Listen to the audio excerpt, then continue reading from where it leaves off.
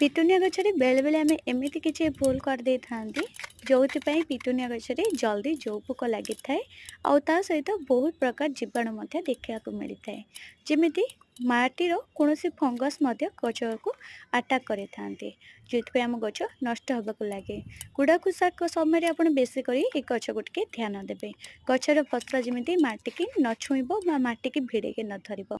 गछर कुड़ाखुसा करथुबा समय गछर कौनसी पत्र जदि माटी रे टच होउची बा माटी को छुईकी रहुची ताले से पत्र काटिकी बाहर कर दियंतु कारण से पत्र रे माटी लागला परे सेइटु फंगस लागिबा आरंभ होइताए। पत्र सड़ा रोग हबा आरंभ हुए ता सहित पत्र सुकेकिरी धीरे धीरे गछ को भी मध्य नष्ट करबाको लागिथाए। ସେଥିପାଇଁ ଟିକେ ଧ୍ୟାନ ରଖିବେ ଆଉ ଗଛର ଯେତେବେଳେ ପ୍ରଥମ କଡ଼ ଆସିବ ତାକୁ ମଧ୍ୟ ପିଞ୍ଚିଂ କରିବେ କାରଣ ପ୍ରଥମ କଡ଼କୁ ଯଦି ଆପଣ ପିଞ୍ଚିଂ କରିଦେଉଛନ୍ତି गोटे कड़ बदल में आपन को ढेर सारा कड़ मिल जाव। गचर ग्रोथ देखिए गचर जदि ग्रोथ थी ताले सप्ताह को थे कुड़ाखुसा करेंगे। जदि ग्रोथ भल ना ताले 2 ରୁ 3 दिन भितर आपन कुड़ाखुसा करेंगे।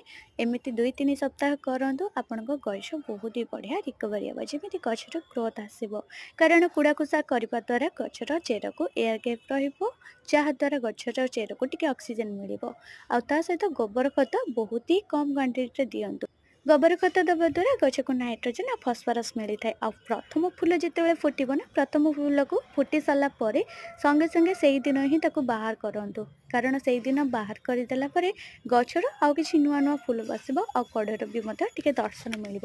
जदि आप फूल को छाड़ी दौरान से फूल देहर बासी है मंजी रहा आरंभ हुए आ गचर फंगस लगे आरंभ हुए।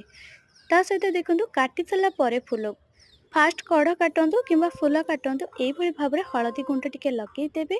हलदी गुंड है आमर आंटी फंगल दूर करमी कौन फंगस वगैरह लगे ना। तो यहीटा हूँ बहुत बढ़िया मेडिकेटेड पाउडर। तो आशा करुँच आज ब्लॉग आपको भल लगे भल लगे गोटे लाइक शेयर करेंगे चैनल नुआ जोड़ी रही। जय जगन्नाथ रही बाय।